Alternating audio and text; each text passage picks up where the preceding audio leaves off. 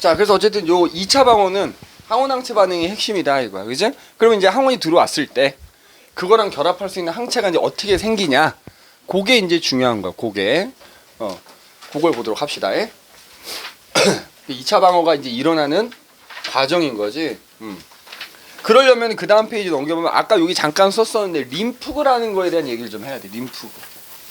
자, 아까 림프구라고 하는 거는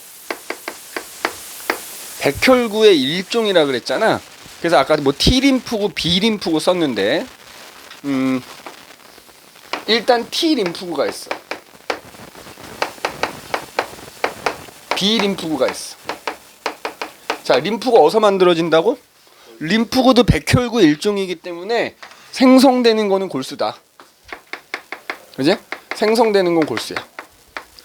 자, 그런데 거기서 T림프구, B림프구 나뉘어지는 거는 만들어지는 건 골수에서 만들어지는데 얘네가 성숙하는 곳이 어디냐 이거야. 성숙하는 곳. 그 차이야. T와 B의 차이는. B는 본이야, 본. 본이 뭐야?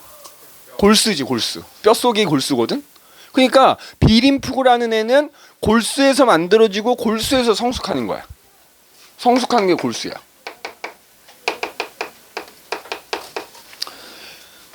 T는 타이머스, 가슴샘이라는 것이야. 가슴샘. 그러니까 T림프구는 골수에서 만들어져서 가슴샘 여기 흉선이라고 여기 있거든, 요쯤에.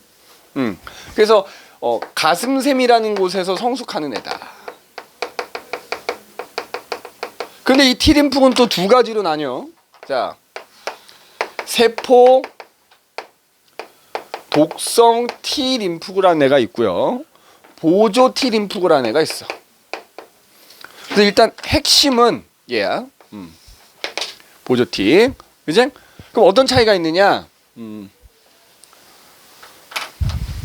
일단 얘는 일단 그림 그리면서 얘기합시다. 그럼 이제 어떻게 2차 방어가 어떻게 일어나느냐? 림프구와 관련이 돼 있는데 아까 일단 1차 방어가 일어날 때 병원체가 들어오면 어떻게 한다 그랬지?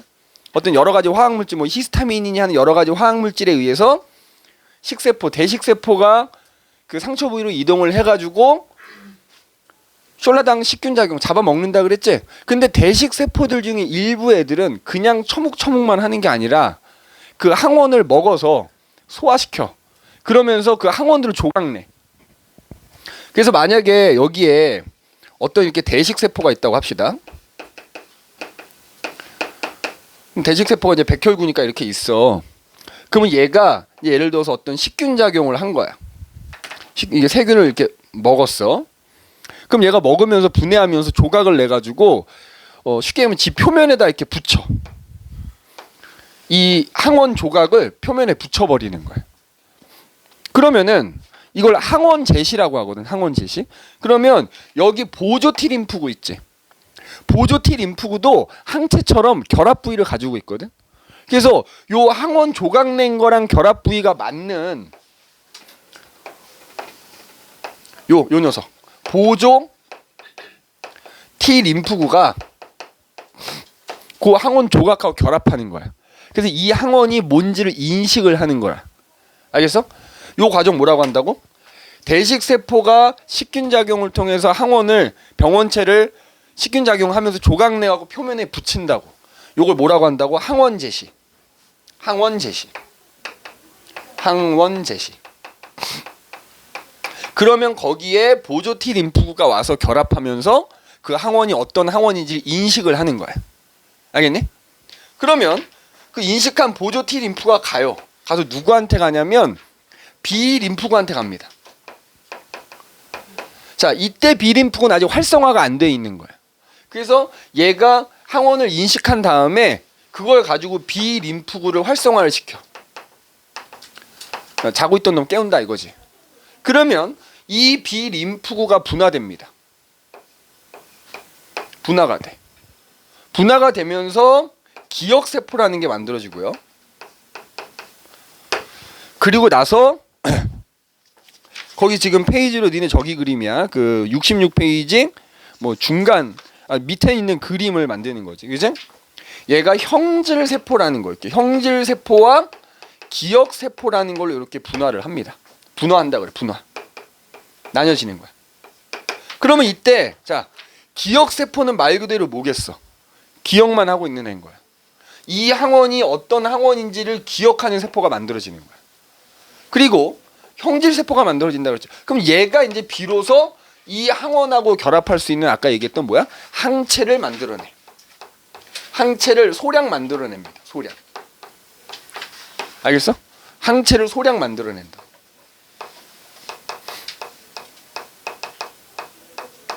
그럼 이제 그 항체가 혈액을 타고, 항체는 어디에 들어있다고? 혈장 액체 성분에 들어있어. 혈액을 타고 이동하면서 이 항원들을 하고 결합해갖고 다른 식세포가 와서 잡아먹을 수 있게 해서 항원을 제거를 한단 말이지. 그죠? 알겠어? 자, 만약에 어떤 항원이 침입을 하면, 침입했을 때 대식세포가 걔를 이제 잡아먹는 식균작용을 한다. 식균작용을 하면서 항원을 제시하면 보조 T림프구가 가서 결합하면서 항원을 인식한다. 인식한 이후에 걔가 B림프구를 활성화시키면 형질세포와 기억세포로 분화가 되고, 그래서 기억세포는 그 항원이 어떤 놈인지 기억을 하고 있는 거야. 그리고 형질세포는 결국 이제 그 항원하고 결합할 수 있는 항체를 조금 만들어내. 그럼 이 항체에 의해서 이 항원들이 일단 제거가 되는 거야. 제거가 되고 나면 이 남아있는 항체도 수명이 있어. 수명이 지나면, 이제 수명이 다 되면 항체 수가 점점 다시 줄어들겠지. 근데 그에 반해서 기억세포는 수명이 조금 길어요. 기억세포마다, 그 항원에 따른 기억세포마다 수명들이 좀 다르긴 한데 형질세포보다는 얘가 좀 수명이 좀 긴 거야. 그러면 지금 요 일련의 과정이, 1년의 과정이 그러니까 결국 보조 T 림프구가 핵심이잖아. 2차 방어 이렇게. 근데 니네 2차 방어인데 2차 방어도 사실 두 가지가, 지금 얘처럼 보조 T 림프구에 의해서 B 림프구가 활성화가 돼서 결과적으로는 항체가 만들어져서 항원이 제거되는 거. 항체는 어디에 들어있다고? 혈액에, 혈장에 들어있다 그랬잖아. 그래서 2차 방어에서도 요 과정을 우리가 체액성 면역이라고 불러. 체액성 면역. 알겠니? 근데 이 보조 T 림프구가 또 한편으로는 여기 있지. 세포 독성 T 림프구도 활성화시켜요.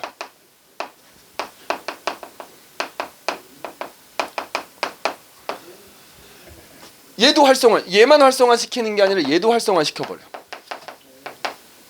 그럼 이제 얘가 어떻게 될까? 얘는 어떤 일을 하느냐면 이미 이 항원이 들어왔다는 얘기는 항원에 감염된 세포들이 있을 거 아니야, 내 몸속에.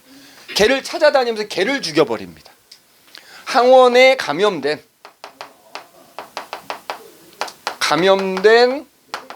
세포를 제거해. 그래서 그 감염된 세포로 인해서 주변 세포가 더 이상 감염되지 않게. 그러니까 요 두 가지가 동시에 일어나고 있는 거지. 근데 요 세포 독성 T림프구에 의해서 감염된 세포가 제거되는 과정은 우리가 세포성 면역이다 이렇게 얘기해. 자, 그러니까 지금 요 그림이 2차 방어야. 2차 방어가 일어날 때는 한쪽에선 세포성 면역에 의해서, 또 한쪽에서는 체액성 면역에 의해서 항원이, 병원체가 제거가 된다 이거야. 알겠니? 이렇게. 근데 이제 문제는, 자, 이 이름 모를 항원이 이제 들어왔어. 들어오면 이제 우리 몸 안에서 이렇게 이제 과정이 일어날 거 아니야? 그래서 이제 이 항체가 조금 생겨가지고 제거가 됐단 말이야. 근데 시간이 지나서 이 새끼가 또 들어왔어. 그러니까 항원이 1차로 침입했을 때는 이 과정이 일어나. 근데 2차로 침입했을 때는 어떻게 될까? 만약에 이 기억세포가 수명이 좀 길다 그랬잖아. 얘가 아직 남아있는 상태인데 똑같은 애가 또 들어오면은 그때는 얘가 곧바로 2차로 침입하게 되면, 이거 같은 색깔로 할까? 2차로 침입하게 되면 같은 항원이 두 번째 들어오게 되면 그거에 대한 놈을 얘가 기억하고 있잖아. 얘가 곧바로 다시 분화해. 뭐와 뭘로? 형질세포와 기억세포로. 그러면 이때는 사실은 이거가 시간이 좀 걸릴 거 아니야.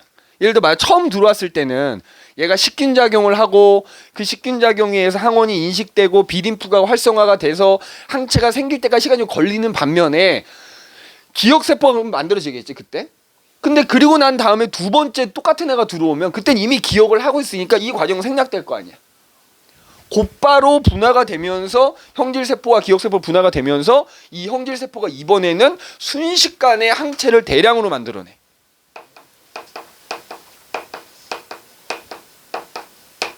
졸라 대량으로 만들어내. 항체를 대량으로 만들어내서 순식간에 그 두 번째로 침입한 놈들 다 제거해버리는 거야.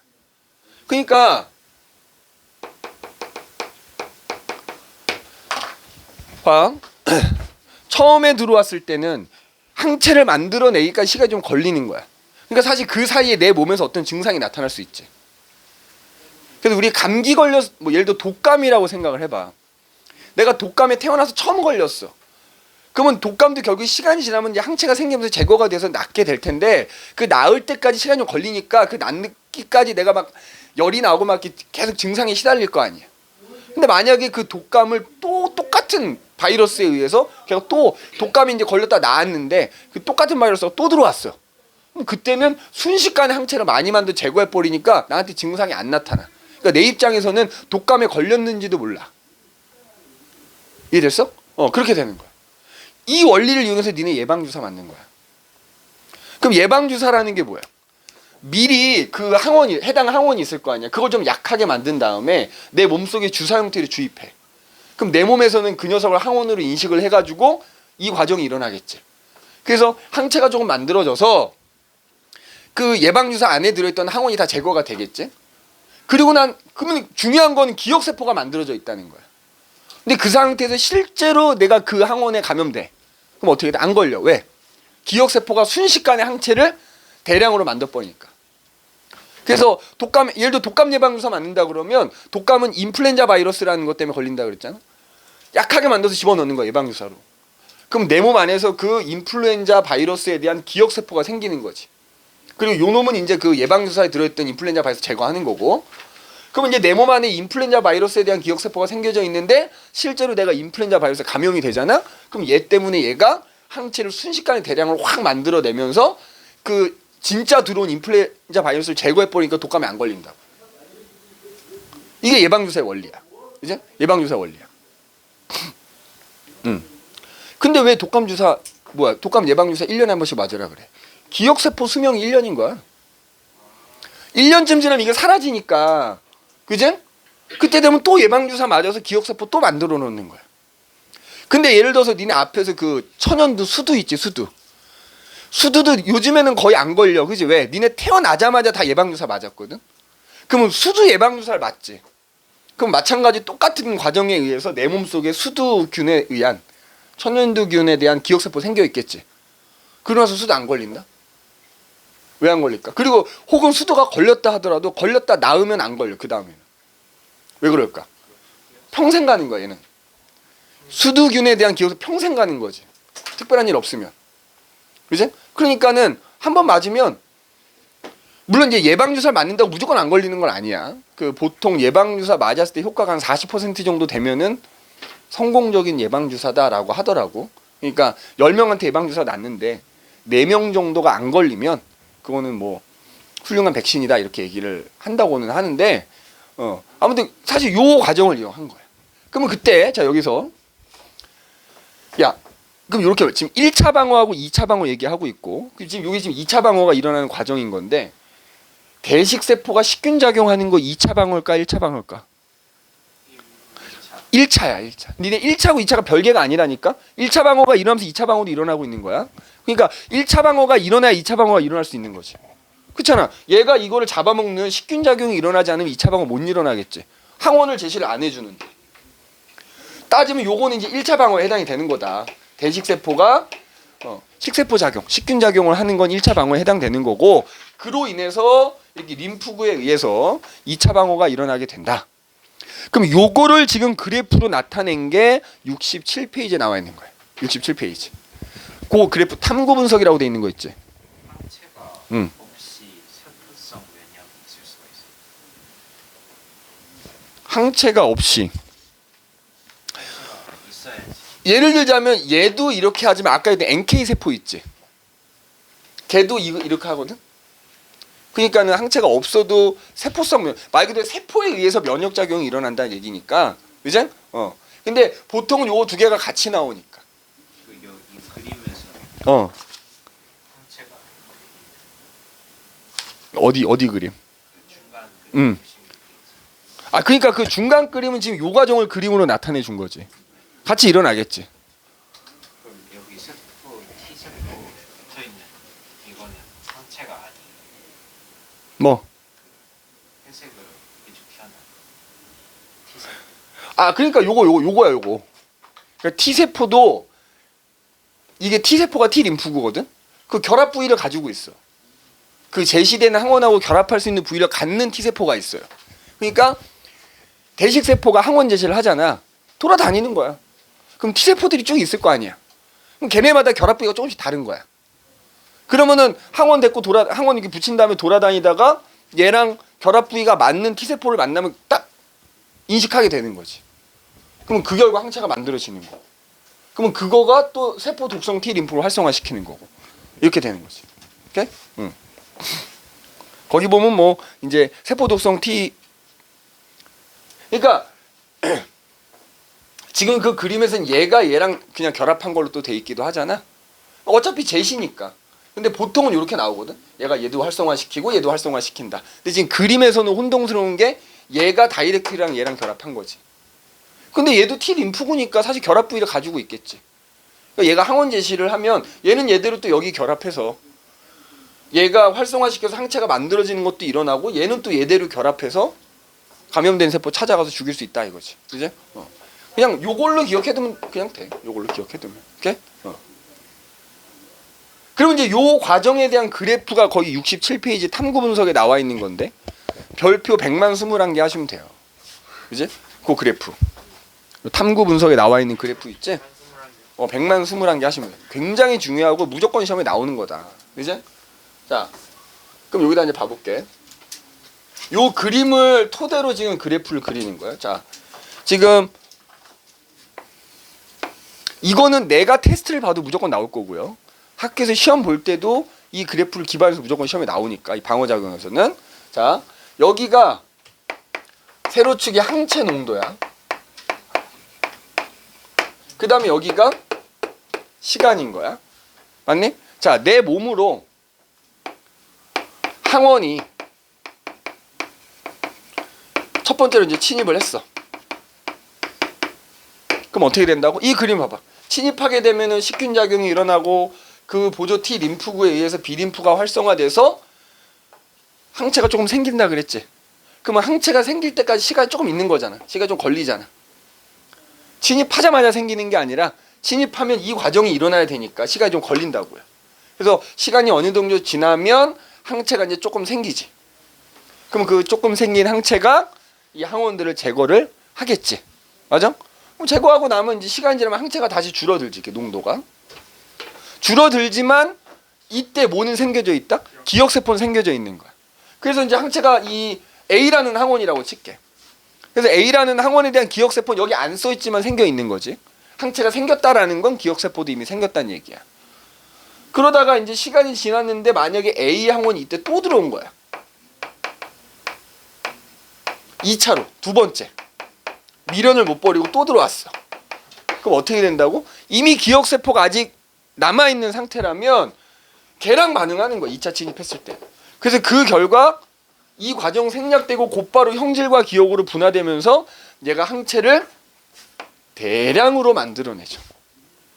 그래서 순식간에 그 2차 침입한 항원이 제거가 돼버리는 거야. 제거가 돼버리고 나면 또 얘는 시간이 지나면 항체 농도 다시 줄어들겠지. 자, 근데 문제는 이때 A라는 항원이 두 번째로 침입할 때 또 다른 항원이 B라는 애가 또 같이 들어온 거지. 그럼 얘 입장에서는 내 몸에 처음 들어오는 거 아니야? 근데 어차피 기억세포가 생겨져, 그거는 A 항원에 대한 기억세포가 생겨져 있는 거지 B에 대한 기억세포는 아니지. 그러면 B는 B대로 그냥 이렇게. 알겠어? 자, 이걸 1차 면역, 그러니까 우리가 어떤 항원이 1차로 침입했을 때 소량의 항체가 생기기까지 1차 면역이라고 하고요. 똑같은 애가 두 번째 들어왔을 때 항체수가 확 늘어나는 건 2차 면역이라고 표현을 합니다. 그죠? 그러니까 A 입장, 요 동시에 얘네가 들어왔다 그러면 A 입장에서 2차 면역이 나타나는 거고 B 입장에서는 어차피 기억세포가 A를 기억하는 거지 B를 기억하는 게 아니기 때문에 B는 B대로 그냥 1차 면역이 나타나는 거예요. 그래서 B에 대해서는 시간이 좀 지난 다음에 B에 대한 항체가 소량으로 생겨서 이제 제거가 되는 거지. 맞지? 그 지금 그 그래프를 이미 하는 겁니다. 그래서 아까 항원항체 반응의 특이성 얘기했지? 기억세포는 어차피 그 특정 항원에 대한 기억세포인 거다. 그래서 여러 개가 같이 들어오면 걔는 걔대로 얘는 얘대로 그거에 맞는 항체가 생겨야 되는 거니까 B 입장에서는 처음 들어온 거기 때문에 아까 A가 처음 들어왔을 때와 마찬가지로 1차 면역 이 과정이 B에 대한 이 과정이 일어나는 거지. 이제? 그래서 이 그래프만 좀 이해를 해주시면 될 것 같아요. 이제? 자, 그러면 그 밑에 대표 문제에 비해서 방어작용 그래서 나와 있는 거 한번 보도록 할게.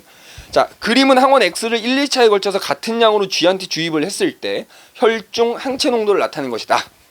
옳은 것만 있는 대로 골라라.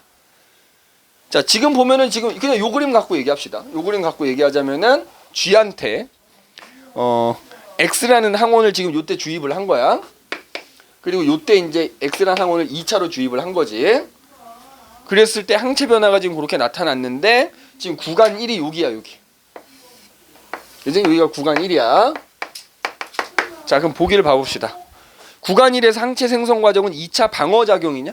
니네 또 애들 많이 틀리는 것 중에 하나가 2차 방어라는 거하고 2차 면역이라고 하는 거하고 굉장히 실수 많이 해. 이 전체 과정이 2차 방어인 거고요. 1차 면역, 2차 면역은 뭐냐면 이 새끼가 처음 들어왔느냐 똑같은 애가 두 번째 들어오느냐. 그러면은 여기서 기억 구간 1에서 항체 생성이 만들어지는 과정은 2차 방어 작용에 해당하는 겁니다. 선생님 꼭 당부합니다. 2차 방어하고 2차 면역하고 애들 엄청 실수 많이 합니다. 알겠니? 그러니까 이 전체 과정은 2차 방어인데 얘가 첫 번째 들어온다 그러면 그건 2차 방어에서 1차 면역이 일어나고 있는 거다. 이렇게 얘기해야 돼. 알겠니? 자, 니은 항체를 생성하는 형질 세포의 수는 봐봐. 언제가 더 많아? 항체가 대량으로 만들어진다는 얘기는 형질 세포가 많다는 얘기인 거야. 그러면은 니은 항체를 생성하는 형질 세포의 수는 14일째보다 42일째가 더 많지. 왜냐면 14일째는 이제 기억세포가 막 생기는 단계인 거고 42일째는 여기니까 이미 기억세포가 만들어져 있는 상황이니까. 그치? 그래서 항체가 많으면 형질세포도 많은 거다 이렇게 생각하면 돼. 니은 맞는 말이고. 자, 디귿 49일 후에 항체 농도가 감소하는 건 기억세포 수가 감소해서요? 항체대로 수명이 있는 거야. 이제 걔가 수명이 다해서 줄어드는 거지. 기억세포는 그대로 남아 있는 겁니다. 알겠네? 형질 세포 수가 감소했기 때문이다라고. 그건 맞는 말이야. 근데 그것도 약간 어폐가 아니 형질세포가 항체를 만들어낸 거기 때문에 그죠? 그 틀린 말은 아닐 거야. 그냥 형질세포가 감소했기 때문이다라고 맞는 말이라고 보면 되고 여기서는 기억세포가 감소했기 때문이다라고 했으니까 틀린 말로 봐야 되는 거야. 기억세포는 그대로인 거야. 알겠지? 이렇게 보시면 되겠어요. 자, 그래서 뒷장이 넘기면 지금 선생님이 했던 얘기에 대한 자세한 얘기가 지금 나와 있죠. 이제 요거는 뭐 지금 따로 설명은 하지 않아도 될 것 같고 그 다음에 거기 69페이지 보면 그거 하나만 봐볼게. 이거는 뒤에 이제 혈액형에서도 관계되는 얘기니까 그 나머지는 지금 선생님이 설명했던 거니까 한번 읽어보시면 충분히 뭐 여기는 큰 문제는 없을 것 같은데 69페이지 보면 혈액, 혈장과 혈청 이렇게 나오잖아. 혈액은 말 그대로 피지. 니네 예를 들어 혈액을 채취해가지고 시험관에다가 이렇게 넣으면 이 혈액이 약간 붉은색을 띠죠. 근데 이 혈액을 원심 분리기에다 놓고 돌려 빠르게. 그럼 분리가 돼. 그래서 한참 돌리면 이 혈액이 아래쪽에 약간 검붉은색을 띠는 애들이 가라앉아. 그리고 그 위에 약간 노란색을 띠는 부분이 이렇게 분리가 되거든. 그럼 이 노란색을 띠는 부분이 그 혈액에서 액체 성분이야. 혈장이라고 합니다. 그럼 요 밑에 이제 가라앉아 있는 애들은 뭐야? 적혈구, 백혈구, 혈소판 같은 이 세포 성분들이 가라앉아 있거든. 근데 여기를 통틀어서 혈구라고 불러. 별건 아닌데. 그러면 이 혈장이라는 혈액의 액체 성분 안에는 니네 상처가 나서 피가 나면 물론 내가 이 피 나니까 닦기는 하지만 시간이 지나면 저절로 어떻게 돼? 피가 멈추고 굳지 딱딱하게. 이 혈장이라는 거 안에는 혈액이 응고되는 성분이 들어있거든. 자, 그 혈장에서 뭐 피브리노겐 뭐 이런 거 들어 있어. 이제 혈장 그 혈액을 응고시키는 성분이 그 혈액이 응고되는 성분을 따로 빼낸 거. 이게 혈청이야. 알겠니? 그러니까 너희가 그냥 공부할 때는 혈장이나 혈청이나 똑같다 생각해도 된다고요. 혈장에서 혈액이 응고되는 성분 빼낸 거를 뭐라고 한다? 혈청이라고 하니까 그냥 너희 공부할 때는 이거 크게 신경 안 쓰고 그냥 얘랑 똑같다고 생각해도 되는데 굳이 차이점을 얘기한다고 하면은 이렇게 된다 이 말이야. 알겠니? 그래서 거기 보면 혈청 빨간색 동그라미 해놨지. 그지? 혈액이 응고되면 떡처럼 엉겨붙는 성분이 생기게 되는데 이때 나머지 액체 성분에 해당이 된다. 그래서 그 응고되는 성분을 제거를 했다는 얘기죠 결국. 그지? 그래서 그러니까 결국 우리 항체라고 하는 게 어디 여기 들어있다고 얘기해.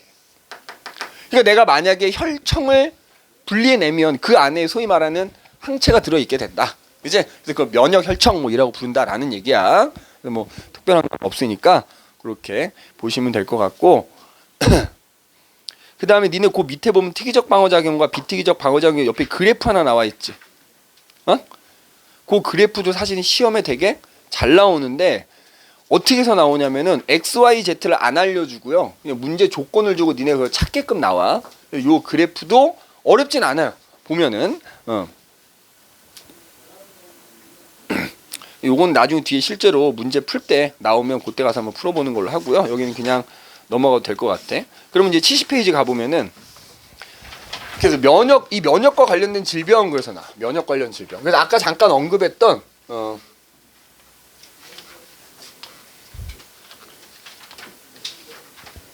자 알레르기라고 하는 게 나오고요. 두 가지 얘기할 거야.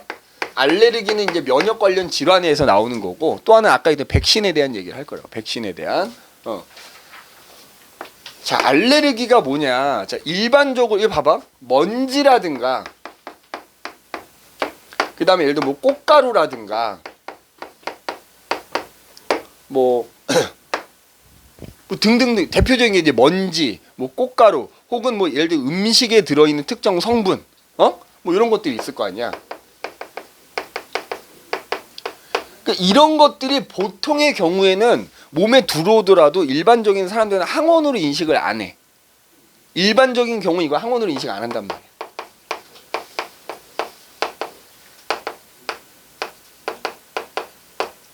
그런데 몇몇 사람의 경우에는 얘네들이 몸 안에 들어오면 얘네를 항원으로 인식해버리는 거야.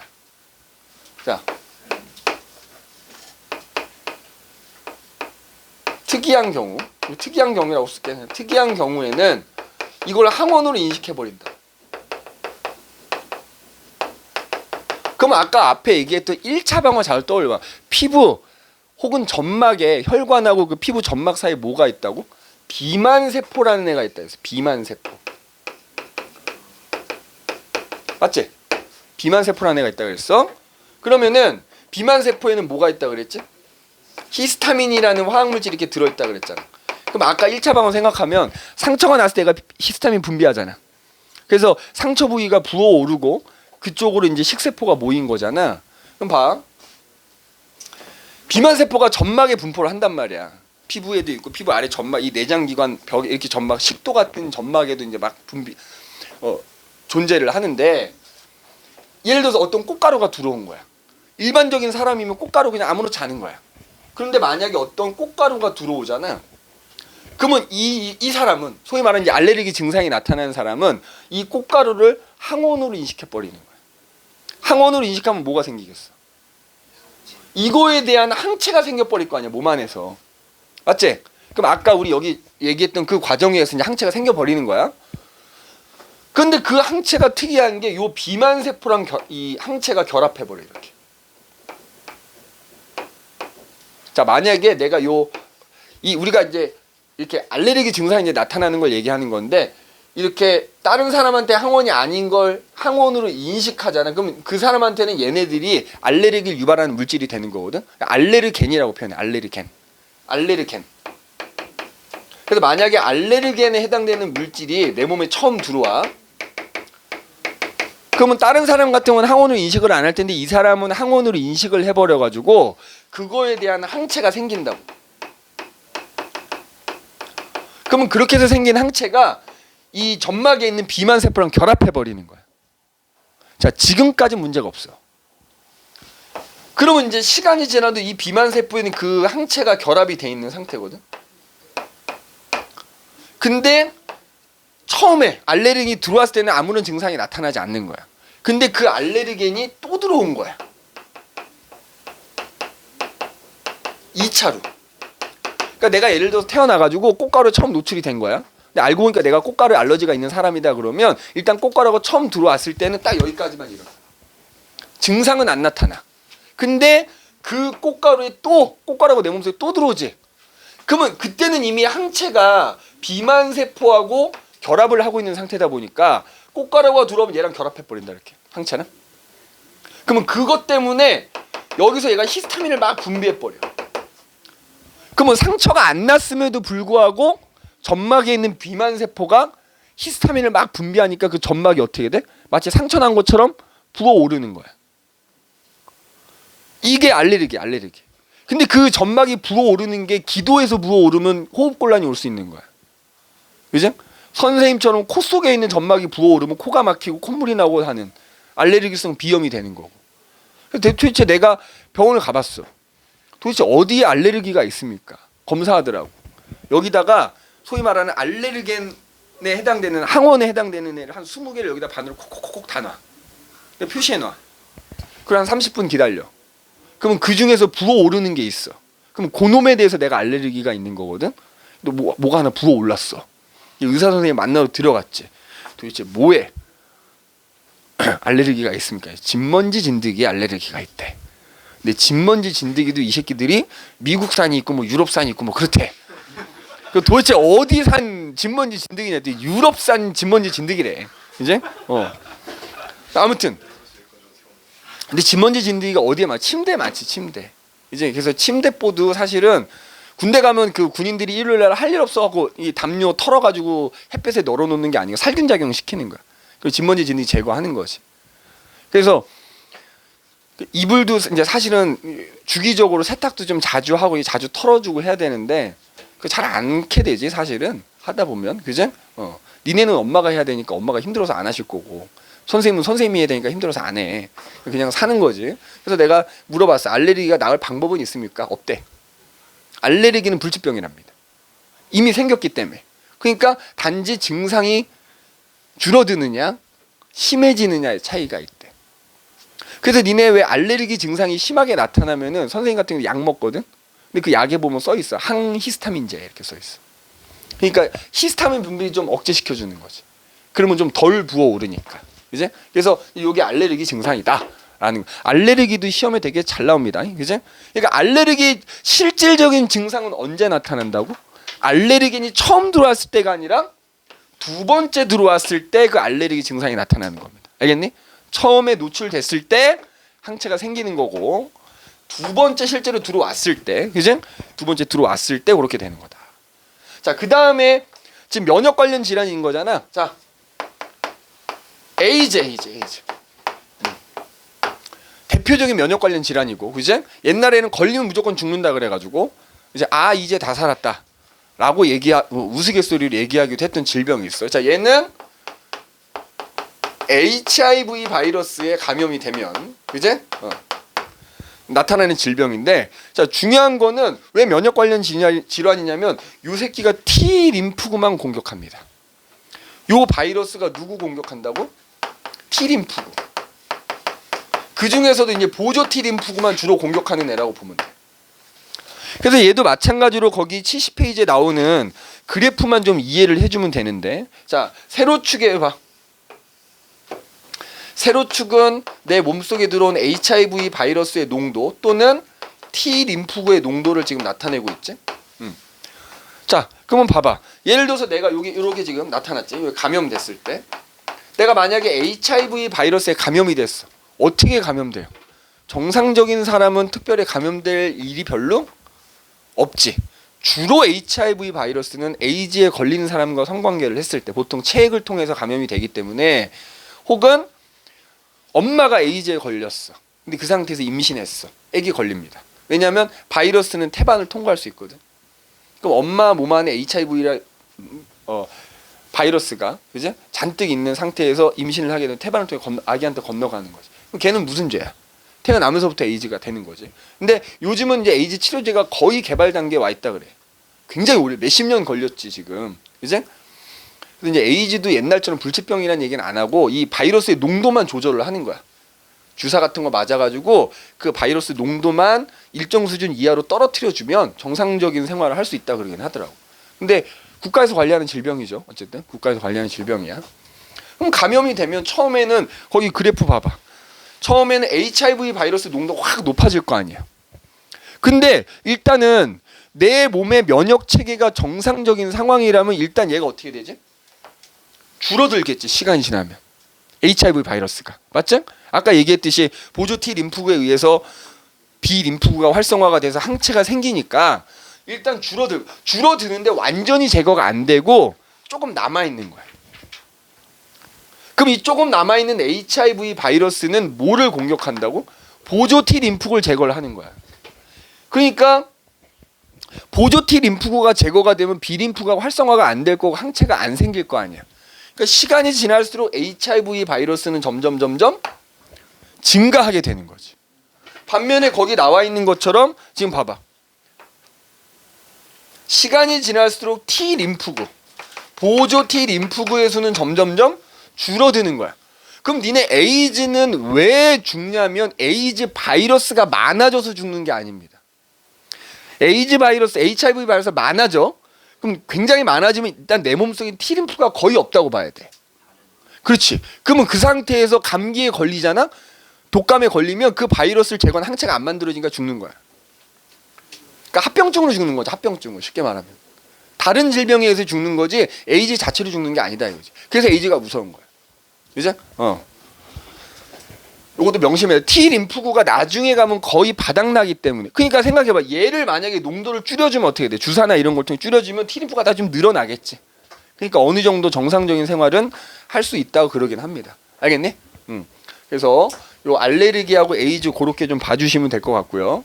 자, 그 다음에 이제 71페이지에 가면은 아까 얘기하긴 했는데 백신 예방 주사에 대한 얘기가 나와요. 자, 봐봐. 그래서 이제 우리가 예방 주사 또는 백신이라고 하고, 그 다음에 이제 백신 나올 때 항상 같이 나오는 것 중에 하나가 면역 혈청이라는 게 있어요. 면역 혈청. 자, 요 백신은 우리가 아까 얘기했던 2차 방어 이용하는 거야. 그래서 내가 백신을 만드는데 미리 항원을 준비를 한 다음에 그 항원을 조금 약하게 만들어. 약하게 만들어서 그걸 주사 제제로 만드는 거야. 주사로 만들어. 그럼 그 주사를 내 몸에 주입하는 거야. 그럼 내 몸에서 뭐가 일어나지? 그 주사 안에는 약해지는 항원이 들어있으니까 그거에 대한 2차 방어가 일어나면서 그지? 기억세포가 생기게 되고 그러면서 항체가 조금 소량 생길 거 아니야? 그럼 이 소량의 항체, 이거 아까 다 얘기한 거니까 이 소량의 항체는 주사에 들어있던 항원 제거한다. 그런데 결국 그 주사로 인해서 내 몸에는 그 항원에 대한 기억세포가 생겨져 있게 된다. 그래서 내가 실제로 감염됐을 때는 이 기억세포 때문에 대량의 항체가 순식간에 생기면서 그 감염된 항원을 제거를 해버리니까 내 입장에서는 증상을 전혀 못 느낀다. 병에 걸리지도 않는다. 이렇게 되는 거야. 알겠니? 자, 예방주사의 핵심이 뭐라고? 내 몸 안에 뭘 만들어 놓는 거라고? 기억세포 만들어 놓는 거라. 그래서 실제로 감염이 됐을 때는 내 몸 안에서는 뭐가 일어나? 2차 면역이 일어나는 거야. 2차 면역. 내 몸에서 2차 면역이 일어나게 하는 거야. 그죠? 그래서 이제 뭐 예를 들어 여러 가지 항원들이 있을 거 아니야. 우리 앞에서 뭐 세균성 질병, 바이러스성 질병 얘기했잖아. 그지? 그런데 면역 혈청은 그럼 뭐냐 이거지. 자, 혈청이야. 그럼 아까 혈청 안에 뭐 들어있다고 했어? 자, 소위 말하면 백신은 예방이 목적인 거지. 그 병에 안 걸리게 하는 게 목적이라면 면역 혈청은 치료가 목적이야. 그러니까 이 혈청 안에 이미 뭐가 들어있다? 미리 만들어 놓은 항체가 들어있는 거야. 얘는 치료가 목적이야. 치료. 자, 생각을 해봐. 예를 들자면 니네가 산에 간 거야. 산에 갔더니 뱀이 득식을 한 거야. 내가 살모사한테 물릴지 꽃뱀한테 물릴지 코브라한테 물릴지 어떻게 알고 그 예방주사 맞고 가겠어? 그지? 모르잖아. 물론 살모사의 독에 끽 물리면 끽 가겠지. 근데 아무튼 꼭 그런 살모사 맹독성 뱀이 아니더라도 내가 어떤 뱀한테 물렸단 말이야. 내가 어느 뱀한테 물릴지 안 물릴지 어떻게 알아? 그걸 비효율적으로 미리 예방주사 다 맞고 갈 수도 없는 거 아니냐. 왜냐하면 그 뱀 독마다 성분들이 다 다를 텐데 항원이 다 다른 항원일 텐데 뭔지 알고 예방주사 맞고 가겠냐고. 그러면 뱀한테 예를 들어 물렸어. 그럼 뱀독이 어쨌든 퍼지기 전에 심장에서 일단 먼 부분 빨리 묶고 혈액을 통해 퍼지니까 잽싸게 병원을 가죠. 그럼 병원에서는 어느 뱀에 물렸습니까? 그러면 그 뱀에 맞는 항체가 이미 만들어져 있는 거야. 왜? 어떻게 만들면 돼? 살모사 독을 예를 들어 토끼한테 넣어. 토끼는 돌아가시겠지. 돌아가시지만 토끼 안에는 뭐야? 그 뱀독에는 항체가 조금이라도 생겨 있을 거 아니야. 그걸 추출해. 추출해. 그걸 주사로 만들어 놓는 거지. 그러면 요 놈은 뭐야? 살모사 독에 대한 항체가 들어있는 주사가 되는 거지. 그러니까 내가 예를 들어 살모사 독에 뱀한테 물려서 가면은 그 놈을 내 주사로 놔주는 게 면역 혈청인 거야. 그 얘는 치료제인 거야, 치료제. 이 혈청 안에는 이미 뭐가 들어져 있다? 이미 항체가 들어 있다. 자기가 어떤 뱀한테 물렸는지를 알아야 돼. 뱀도 붙여먹어야지. 그렇지. 가장 좋은 건 어떤 근데 이제 사진을 찍고 뭐 그럴 수도 있고 모를 수도 있지. 그걸 어떻게 그 와중에 알겠어, 그지? 근데 이제 근데 생각 일반인이 등산로로 산을 따라 다닐 때 뱀에 물릴 확률 거의 없지. 그럼 주로 뱀에 물리는 사람들 어떤 사람들? 소위 말하는 땅꾼. 뱀 잡으러 다니다가 뱀 물릴 수도 있는 거야. 그지? 아니면 주로 이제 산에서 활동을 많이 해서 뱀의 종류를 다양하게 알고 있는 사람은 본인이 물리는 순간 어떤 뱀이 물리는지 대충 알겠지. 그럼 이제 119에 얘기를 하겠지. 그럼 119 안에 면역 혈청을 미리 준비를 해놓든지 아니면 일단 응급조치한 다음에 빨리 병원으로 가겠지. 그지? 그래서 뭐 그렇지. 내가 어떤 뱀에 물렸는지 모를 수도 있어. 그지? 근데 우리나라에 사는 뱀은 뻔할 것이고. 맞지? 그리고 혈액 검사 해보면은 또 어쨌든 성분이 나오겠지. 응급으로 혈액 검사 해가지고 성분 검출되면 이게 무슨 뱀의 독이다 이게 나올 거 아니야. 그럼 그거에 맞는 치료제를 놔줄 거다. 그래서 핵심은 백신은 예방을 하는 거고 면역 혈청은 치료의 목적이다.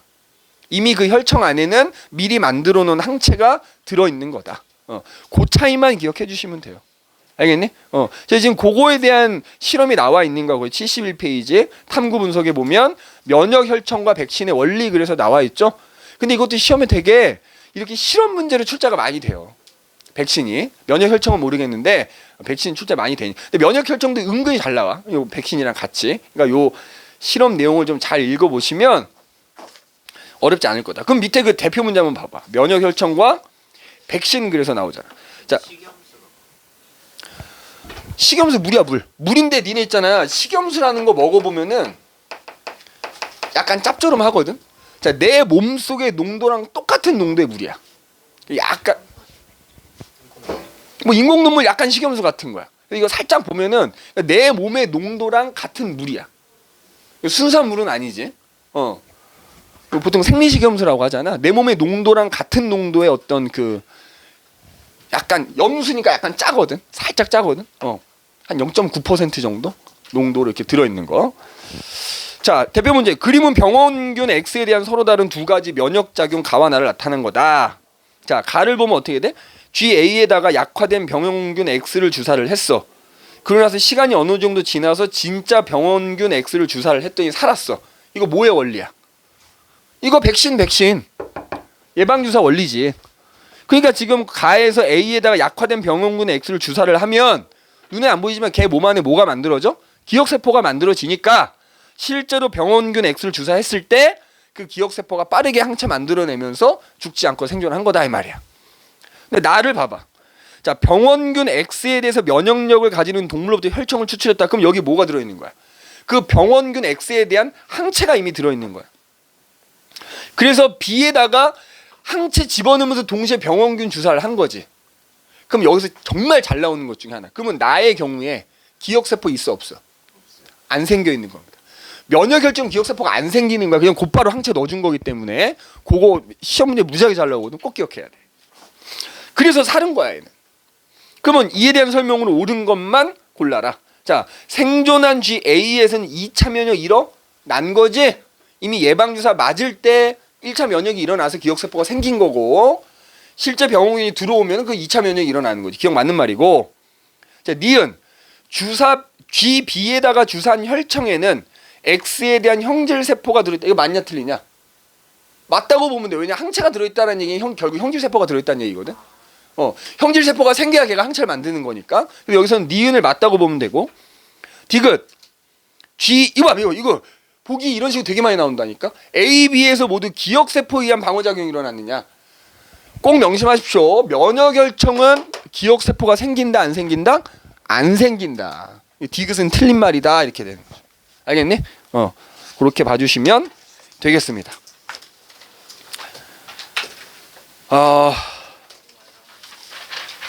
자, 잠깐 쉬었다가 그 혈액형 얘기를 좀 해야 되긴 하는데, 이제 혈액형 얘기를 좀 해야 되긴 하는데 일단 잠깐 쉬었다가 합시다.